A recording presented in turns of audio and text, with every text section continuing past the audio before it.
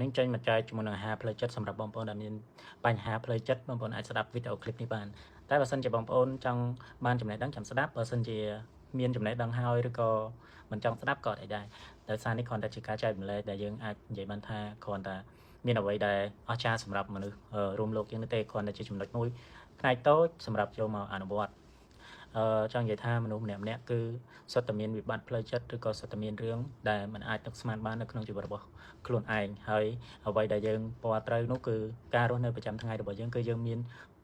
រឿងជាច្រើនដែលយើងត្រូវជួបជាមួយនឹងជីវិតជួបជាមួយនឹងរឿងគ្រប់បែបយ៉ាងដែលយើងត្រូវឆ្លងកាត់យើងជួបជាមួយនឹងមនុស្សយើងជួបជាមួយនឹងអ្វីសពយ៉ាងដែលវាកើតឡើងដោយអត់មានការព្រៀងទុកនិងអ្វីសពឡើងដែលសពយ៉ាងដែលវាកើតដោយការព្រៀងទុកហើយគ្រប់យ៉ាងគឺវាកើតឡើងដោយលឿនឬក៏មិនទាន់កើតឡើងទៅតាមបំណងប្រាថ្នារបស់យើងមនុស្សម្នាក់ៗសុទ្ធតែមានទុក្ខលំបាកមនុស្សម្នាក់ៗសុទ្ធតែមានសេចក្តីរីករាយហើយភាពទុក្ខលំបាករបស់ខ្លួនឯងគឺគ្រាន់តែជាចំណែកមួយនៃផ្លូវចិត្តដែលវាកើតឡើងដែលធ្វើឲ្យមនុស្សម្នាក់ៗមានអារម្មណ៍ថាវាជាសម្ពាធតែកើតឡើងសម្រាប់ខ្លួនយើងដែលសម្ពាធសម្រាប់ខ្លួនយើងខុសពីរឿងរបស់អ្នកដទៃជួនកាលយើងកំពុងស្ថិតនៅក្នុងជីវិតរបស់យើងកំពុងស្ថិតនៅជាអ្នកនិពន្ធនៃជីវិតរបស់យើងនឹងឃើញថាជីវិតរបស់យើងគឺមានទុក្ខលំបាកឬក៏ទុក្ខសោកច្រើនជាងគេរហូតដល់គេថាច្រើនជាអនេកអញ្ចឹងយើងអាចនិយាយបានថាកម្មគឺវានឹងសងមកជាបណ្ដោះអាសន្នឬក៏ផ្ដល់ទៅឲ្យមនុស្សម្នាក់ៗទៅតាមសេចក្តីប្រព្រឹត្តរបស់ខ្លួនរៀងខ្លួនអ្វីដែលយើងត្រូវបានបង្រៀនចិត្តរបស់យើងនោះគឺយើងបង្រៀនចិត្តដោយអប់រំចិត្តរបស់យើងត្រូវស្វែងយល់ថាចិត្តរបស់យើងវាកើតឡើងដោយគណៈចិត្តមួយណាដែលយើងអាចពិចារណាឬក៏យើងអាចគេហៅថាប្រតិបត្តិចិត្តរបស់យើងដើម្បីស្វែងយល់ពីចិត្តរបស់ខ្លួនឯងនឹងឲ្យបានកាន់តែច្រើនដើម្បីស្វែងយល់ឲ្យបានកាន់តែច្រើនគឺយើងត្រូវរៀនពីចិត្តមួយដែលវាកើតឡើងចិត្តមួយកើតឡើងគឺវាអត់កិច្ចផុតពីការកត់សម្គាល់របស់យើងនោះទេដូចយើងកំពុងតែរៀនមេរៀនមួយហើយយើងកត់សម្គាល់ឬក៏យើងកំពុងតែរៀនមេរៀនមួយហើយយើងចំណាំទុកឬក៏យើងយកសៀវភៅយកមកកត់យកមកចំណាំឬក៏យកមកណូតទុកដែលគេអាចនិយាយបានថាជីវិតរបស់យើងគឺយើងជាអ្នកកំណត់គ្រប់យ៉ាងចិត្តរបស់យើងក៏យើងជាអ្នកកំណត់បានដូចគ្នាពេលខ្លះចិត្តរបស់យើងកើតឡើងដោយទង្វើណាមួយឬក៏កើតឡើងដោយមោហៈទោសៈឬក៏កើតឡើងដោយកត្តាជំនាញខ្លួនយើងដោយយើងមិនបានដឹងឬក៏កើតឡើងដោយកត្តាណាមួយដែលវាចូលមកក្នុងជីវិតរបស់យើងគឺយើងត្រូវយល់ថាតើចិត្តមួយហ្នឹងវាធ្លាប់កើតឡើងដែរឬអត់បើវាធ្លាប់កើតឡើងតើយើងបង្ក្រាបវាដោយវិធីណាការដែលយើងបង្ក្រាបចិត្តរបស់ខ្លួនឯងបានគឺជាការដែលចេះគ្រប់គ្រងនិងស្គាល់ខ្លួនឯងកាន់តែច្បាស់ចិត្តរបស់យើងគឺមានភាពស្រមើស្រមៃច្រើនមានភាពកត់ច្រើនមានភាពខ្វល់ខ្វាយច្រើនមានភាពដាក់ចូលក្នុងអារម្មណ៍កាន់តែច្រើនធ្វើឲ្យយើងនឹងមានសពេចសពិលមិនដឹងថាខ្លួនឯងជានរណារហូតដល់ធ្វើឲ្យចិត្តជាអ្នកគ្រប់គ្រងគ្រូរាងកាយគ្រប់គ្រងសតិបញ្ញារបស់យើងគ្រប់យ៉ាងមិនឲ្យយើងរីករាយបានមិនឲ្យយើងគិតរឿងល្អបានមិនឲ្យយើងគេហៅថាមានសេចក្តីសោមនស្សសម្រាប់ខ្លួនឯងបានហើយក៏មិនឲ្យយើងបំពេញកាតព្វកិច្ចឬក៏បំពេញជាមួយនឹងកិច្ចការបានល្អហើយដំណើរទៅមុខរបស់យើងបានប្រសើរល្អប្រសើរបាននោះដែរនៅពេលដែលយើងចេះគ្រប់គ្រងចិត្តរបស់យើងខណៈពេលដែលវាកើតឡើងគឺយើងត្រូវតើយើងដឹងថាចិត្តមួយហ្នឹងគឺជាប្រភេទចិត្តអីគេអាចឧទាហរណ៍បានដូចឧទាហរណ៍ថាពេលដែលបុគ្គលម្នាក់គាត់និយាយឬក៏គាត់ប្រមាថមើលងាយមកកាន់យើងតើយើងចាត់ទុកសម្លេងមួយហ្នឹងពេលដែលវាចូលដល់ក្នុងចិត្តរបស់យើងពេលដែលវាកើតជាមួយនឹងសេចក្តីខឹងក្រោធ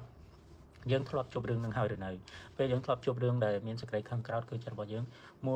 ម៉ៅក្រៅកាហាយយើងបង្ក្រាបវាដោយរបៀបមិនបានការបង្ក្រាបវាដោយរបៀបមិនបាននេះគឺជាការណូតទុកនៃការចងចាំរបស់យើងដោយនៅពេលដែលវាកើតឡើងម្ដងទៀតគឺយើងនឹងយកការគ្រប់គ្រងបែបហ្នឹងយកមកគ្រប់គ្រងវាម្ដងទៀតហើយយើងយក style ដដែលយកមកគ្រប់គ្រងវាម្ដងទៀតតែបើសិនជាការគ្រប់គ្រងបែបហ្នឹងវាមានរយៈពេលនៃការគ្រប់គ្រងយូរពេកធ្វើឲ្យចិត្តរបស់យើងនៅតែក្តៅនៅតែកាហាយយើងរកវិធីផ្សេងដើម្បីធ្វើម៉េចបង្ក្រាបវាឲ្យបានរក្សាវាឲ្យបានរក្សាចិត្តមួយនឹងទុកឲ្យបានហើយយើងសួរខ្លួនឯងវិញជួនកាលពេលខ្លះ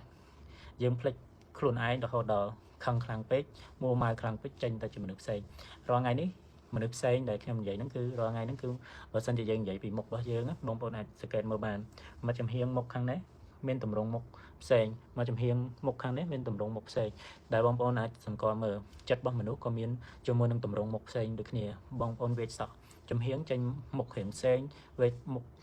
មកខាងស្ដាំចេញផ្សេងអញ្ចឹងទៅវាអត់សូវស្មើគ្នាដែលដៃយើងក៏មានធំម្ខាងតូចម្ខាងឬក៏ស្លឹកជាយើងក៏មានធំម្ខាងតូចម្ខាងដែលយើងអាចសម្គាល់ថាជួនកាលពេលចិត្តក្រៅចិត្តខ្មៅវាកើតឡើងក៏គឺជាចិត្តរបស់យើង ចិត្តល្អចិត្តទុំនោះវាកើតឡើងក៏ជាចិត្តរបស់យើងប៉ុន្តែនៅពេលដែលយើងចេះស្គាល់ចេះតាមដានពីវាបានល្អដូចជាឲ្យចំណៃវាបានល្អគឺវានឹងកើតចិត្តល្អកើតឡើងកាន់តែច្រើនរហូតដល់អាចបង្ក្រាបចិត្តខ្មៅដែលយើងមាននៅក្នុងខ្លួនរបស់យើងបានដោយងាយដូចឧទាហរណ៍ថានៅពេលដែលយើងចេះដាក់អាហារនៅផ្លូវចិត្តឲ្យត្រូវជាមួយនឹងការត្រូវការរបស់ចិត្តរបស់យើងគឺយើងនឹងទទួលបានភាពកក់ក្ដៅហើយយើងនឹងទទួលបានអាហារល្អសម្រាប់ចិត្តរបស់យើងដូចគ្នារាងកាយឬក៏ផ្លូវចិត្តគឺវាត្រូវការអាហារដែលវាសម្រាប់ចិត្តរបស់យើងហ្នឹងគឺបើយើងចង់ឲ្យចិត្តយើងល្អគឺយើងធ្វើរឿងល្អឬក៏ព្យាយាមសន្សំបុណ្យល្អឬក៏កុសលល្អការនិយាយល្អការប្រព្រឹត្តល្អនិងរក្សាសិលរក្សាទានដើម្បីធ្វើម៉េចឲ្យផ្លូវចិត្តរបស់យើងនឹងទទួលយកអំពើល្អចូលទៅបង្ក្រាបរាល់សកម្មភាពនៃចិត្តដែលទោមនស្សទាំងឡាយដែលវាកើតឡើង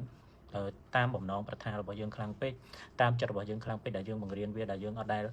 អប់រំវាតាំងពីកន្លងមកតាំងពីតូចមកតាំងពីកុមារភាពមកឲ្យវាទំនើងគេហៅថាចិត្តទំនើងអញ្ចឹងបងប្អូនអាចបង្ក្រាបវាដោយការរក្សាសិលរក្សាទានឬក៏សមាធិឬក៏ធ្វើអ្វីផ្សេងដែលជាគេហៅថា style ឬក៏ style របស់បងប្អូនសម្រាប់ធ្វើឲ្យវាត្រជាក់បានឬក៏វាអាចទទួលយកបានពីអ្វីដែលយើងមានអញ្ចឹងបងប្អូនអាចធ្វើឲ្យចិត្តរបស់យើងនឹងកាន់តែត្រជាក់ទៅហើយមានជាមួយនឹងគេហៅថាទម្រង់នៃចិត្តបានល្អក្នុងការគ្រប់គ្រងក្នុងការយកចិត្តមួយយកមកអនុវត្តឲ្យត្រូវជាមួយនឹងបែបផែននៃការជួបរឿងបច្ចុប្បន្នភាពរបស់យើងឬក៏ជួបរឿងជាមួយនឹងរឿងខកចិត្តឬក៏រឿងអីផ្សេងដែលយើងជួបនៅក្នុងជីវិតរបស់យើងជួបនៅក្នុងជីវិតប្រចាំថ្ងៃរបស់យើងនោះគឺជាភាពពិសេសដែលជាមនុស្សហើយយើងមានបនអាហ្នឹងគេហៅថាមានបនហើយព្រោះដោយសារយើងអាចគ្រប់គ្រងខ្លួនឯងបានគ្រប់គ្រងចិត្តរបស់ខ្លួនយើងបានកុំឲ្យវាកើតកំហឹងទោសៈមោហៈតាមចិត្តតាមការចង់របស់វាដោយវាបំផ្លាញរូបរាងកាយរបស់យើងវាបំផ្លាញជាមួយនឹងបញ្ញារបស់យើងវាមិនឲ្យយើងមានបញ្ញាក្នុងការគ្រប់គ្រងវានោះគឺជាចិត្តដែលអបលៈអប្រិយចង្រៃដែលវាធ្វើឲ្យជីវិតរបស់យើងជួបតែជាមួយនឹងភាពល្អកង្វល់ហើយធ្វើឲ្យជីវិតរបស់យើងរកក្តីសុខអត់បានសម្រាប់ខ្លួនឯងបងប្អូនត្រូវចាំថាយើងកើតមកក្នុងមួយជីវិតរបស់យើងមានរយៈពេលនៃការទៅវិញគឺក៏មិនយូរដែរអញ្ចឹងបើសិនជាយើងរស់នៅក្នុងជីវិតមួយដែលពោពេញទៅដោយបញ្ហាពោពេញទៅដោយគ្មានភាពរីករាយពោពេញទៅដោយភាពសោមនស្សដោយកត្តាជាច្រើនដែលធ្វើឲ្យចិត្តរបស់យើងមួមងក្តៅក្រហាយរស់នៅដោយសម្ពាធរស់នៅដោយគ្មានខ្លឹមសាររស់នៅដោយឲ្យចិត្តជាអ្នកគ្រប់គ្រងរាងកាយដែលបំផ្លាញរាងកាយបំផ្លាញជាមួយនឹងទំនាក់ទំនងបំផ្លាញជាមួយនឹងធម្មជាតិដែលកើតឡើងដោយស្រស់ស្អាតដែលធ្វើឲ្យយើងមើលឃើញតែភាពខ្មៅងងឹតគឺជីវិតរបស់យើងគឺអត់ល្អហើយក៏អត់មានភាពរីករាយអត់មានអ្វីដែលល្អប្រសើរសម្រាប់ខ្លួនយើងដូចគ្នាតែបើសិនជាយើងមានជាមួយនឹងចិត្តដែលគ្រប់គ្រងបានចិត្តដែលយើងអាចយល់ពីវាបានចិត្តដែលយើងអាចរក្សាវាបានមាន platform វាមួយសម្រាប់យកមកអនុវត្តប្រចាំថ្ងៃរស់នៅជាមួយនឹងមនុស្សជុំវិញខ្លួនយើងដោយយើងអាចបញ្ចេញជាមួយនឹងស្នាមញញឹមរបស់យើងអាចចេញកាយវិការរបស់យើងឬក៏អាចចេញជាមួយនឹងគេហៅថាសិលទានរបស់យើងទៅកាន់ពិភពលោកមួយនេះគឺយើងនឹងមានភាពរីករាយក្នុងការរស់នៅមួយជីវិតរបស់យើងជីវិតរបស់យើងគឺយើងជាអ្នករៀបចំប៉ុន្តែយើងគួរតែរៀបចំចិត្តរបស់យើងឲ្យបានល្អសម្រាប់ឲ្យជីវិតរបស់យើងល្អដូចគ្នាអញ្ចឹងយើងត្រូវការចិត្តដែលល្អគឺតើតើយើងវឹកហាត់វាវឹកហាត់ដូចគេហាត់សាច់ដុំអញ្ចឹងនៅពេលដែលគេហាត់កាន់តែខ្លាំងសាច់ដុំកាន់តែធំហើយកាន់តែអស់ជាតិទឹកឬក៏អស់ជាតិខ្លាញ់ដែលធ្វើឲ្យវារាងកាយកាន់តែមាំមួនអញ្ចឹងចិត្តដូចគ្នានៅពេលដែលយើងបង្រៀនចិត្តដែលល្អឲ្យវាកើតឡើងគឺវាធ្វើឲ្យចិត្តរបស់យើងកាន់តែមាំមួនហើយកាន់តែខ្លាំងអាចវាយប្រឆាំងជាមួយនឹងចិត្តដែលអាក្រក់ចិត្តដែលអប្រិយដែលវាកើតឡើងនៅក្នុងជីវិតរបស់យើងឲ្យវារលាយសាបសូន្យហើយយើងរស់នៅមានក្តីសុខមានសុភមង្គលសម្រាប់ខ្លួនយើងយកអត់សម្រាប់នរណាម្នាក់ទេប៉ុន្តែវាជាក្តីសុខមួយដែលពោពេញក្តីសុខពីខាងក្នុងក្តីសុខពីខាងក្នុងនេះដែលអ្នកទាំងអស់គ្នាជួនកាលពេលខ្លះអត់ធ្លាប់ទទួលបាននោះទេយើងត្រូវការតែពីអ្នកខាងក្រៅឬក៏ត្រូវការពីមនុស្សជុំវិញខ្លួនយើងត្រូវការខ្លាំងពេកប៉ុន្តែវាអត់អាចទទួលបានដូចសេចក្តីសុខដែលយើងផ្ដល់ឲ្យខ្លួនឯងនោះទេបើមិនជាយើងមានសេចក្តីសុខដែលអាចផ្ដល់ឲ្យខ្លួនឯងបានគឺយើងនឹងយល់ថាជីវិតរស់នៅមានអត្ថន័យហើយនឹងមានន័យហើយនឹងអាចផ្ដល់ធម៌ពលជាច្រើនសម្រាប់ខ្លួនឯងដែលខ្លួនឯងចង់បានបាទអរគុណ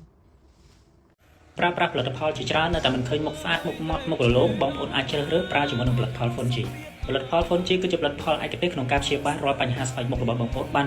100% ជួយឲ្យស្បែកមុខបងប្អូនភ្លឺម៉ត់រលោងក្មេងជាងវ័យឡើងវិញបងប្អូនអាចបញ្ជាទិញតាមដំណឹងចែកចាយទូទាំងប្រទេសនិងក្រៅប្រទេសផងដែរតាមរយៈ Page Fonji